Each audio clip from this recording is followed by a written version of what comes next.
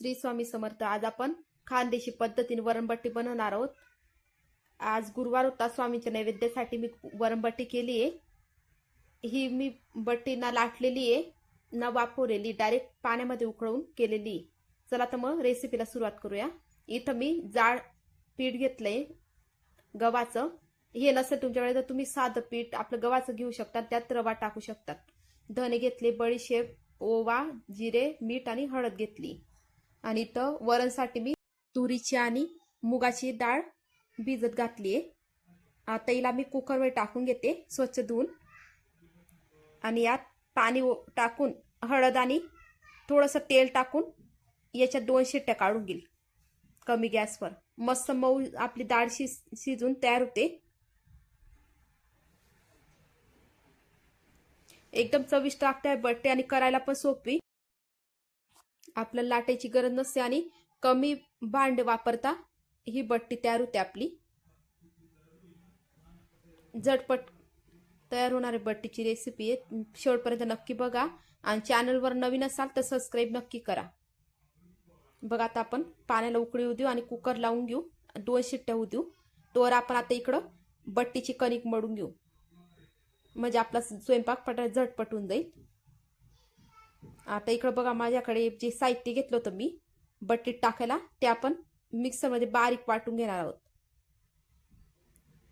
धने घेतले, धने थोडे जास्त घ्यायचे म्हणजे त्याची टेस्ट छान लागते। पावडर नाही घ्यायचं धन्याचं, अख्खेच धने घ्यायचे म्हणजे त्याची भरड करता येते आपल्या मिक्सरमध्ये। सगळं साहित्य मी मीठ, हळद सगळं साहित्य मी मिक्सरच्या भांड्यात काढून घेतलं आणि आता याला जाडसर दळून घेणार आहे। हे मिक्स याच्यासाठी दळले एकत्र की ते छान मिक्स होऊन जाईल पीठ कणिकमध्ये। बघा असं भरड करून घ्यायची छान छान एकजून गेलेले। आता कणिकमध्ये आपण आधी हे मिश्रण घालून घेऊन छान मिक्स करून घेऊ। काही काही जण आधी पाणी घालतात, मग त्याच्यात हळद मीठ सगळं टाकतात, पूर्ण विरघडलं की मग त्याच्यात कणिक टाकतात, पण मी असं केलंय। बघा छान असं आपण कणिक असं तयार करून बाजूला काढू शकतो, वाटेल तेव्हा पटकन भिजायची राहते कणिक फक्त। आता पाणी टाकून छान कणिक मळून घेऊ।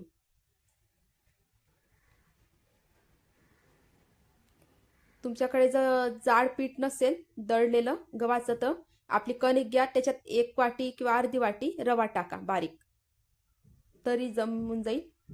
बघा असं छान मी मळून घेतलंय, जास्तही घट्ट नाही सैल पण नाही, अशी आपली कणिक मळून झाली। आता एका कढईत मी पाणी तापायला ठेवते। इथे ॲल्युमिनियमची कढई घेतली, थोडी मोठी घ्या कढई, म्हणजे त्याच्यात आपल्या बट्टे सोबत सगळ्या उकळल्या जातील। आता पाण्याला उकळी येते आपली, तोवर आपण इथं बट्ट्या तयार करून घेऊ। असे बी एकसारखे गोळे करून घेतले। आता यांना असं छान चोळून घेऊ आणि आता याची अशी पारी तयार करू। तुम्ही नुसतं असं गोल करून पण टाकलं तरी चालेल, पण हे पारी केल्यामुळे छान खुसखुशीत होते बट्टी। हे अशी पारी गोळा करून घेतली, त्याचा परत गोळा करून पाण्यात उकळायला टाकल्या आपण सगळ्या बट्ट्या। बघा सगळ्या तयार झाल्या आहेत करून। आता पाणी उकळायला आलं, आता इथे एक एक बट्ट्या आपण सोडून घेऊ। माझ्या 7 ते 8 बट्ट्या तयार झाल्या, त्या मी एकत्र सगळं मावल्या। आता यावर मी मिक्स करून घेते, ताट झाकून देते, म्हणजे आपली बट्टी 5 मिनिटात छान वाफली जाते आणि गरम पाणी असल्यामुळे पटकन होते।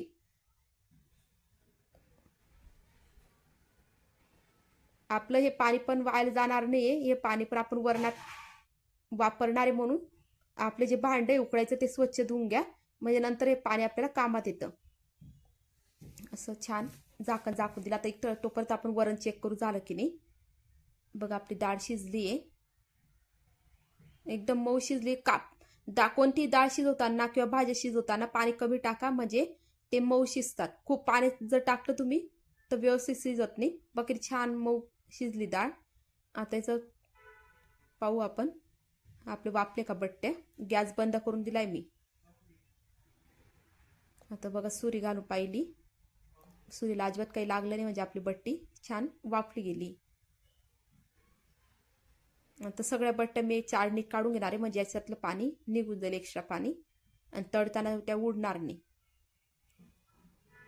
सगळ्या बट्ट्या काढून घेते आणि यांचं पाणी नितळतंय तोवर आता आपण वरणची तयारी करून घेऊ.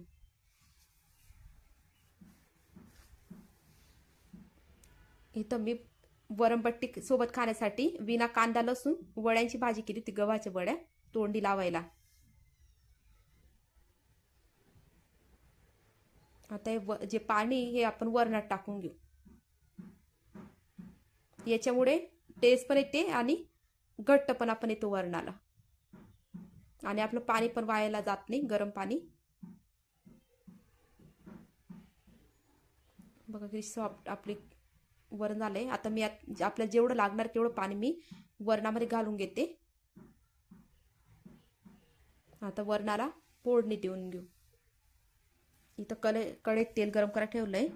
तुम्हाला जर मसाला वरण करायचं असेल कांदा लसूण घालून तर तसंही करू शकता, ते पण खूप छान लागतं.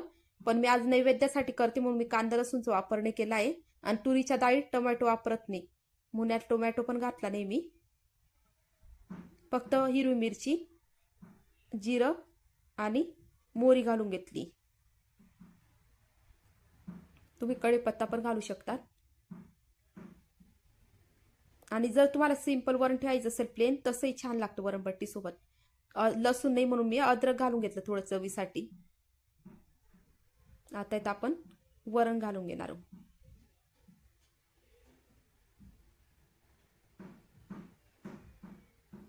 आता वरणाला छान उकळी येऊ देऊ.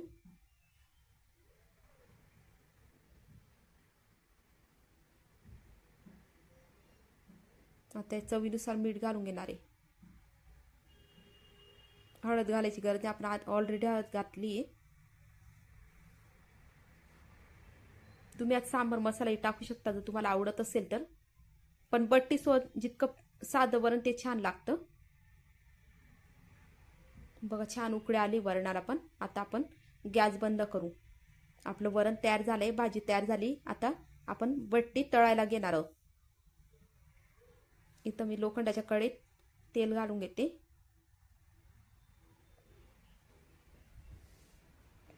तेल तापतंय तोवर आपण आता याच्या स्लाइस करून घेऊ.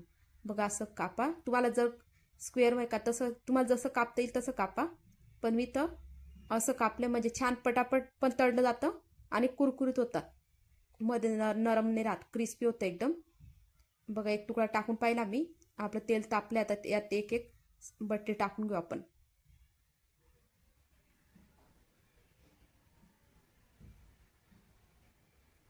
छान अशा क्रिस्पी बट्ट्या तळून घेऊ आपण.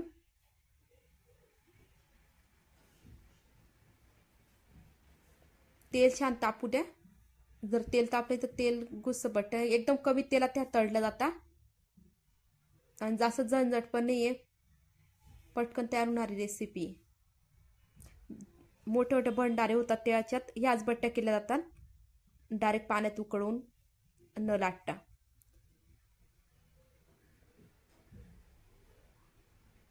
बघा असं गरम तेलात आपण छान तळून घेणार. कळकळीच्या तेलात तळतोय. एकदम कुरकुरीत झाली ती बट्टी आणि खूप टेस्टी लागत होती. धन्या जिऱ्याचा फ्लेवर, बडीशोपचा फ्लेवर खूप छान आला होता बट्टीमध्ये.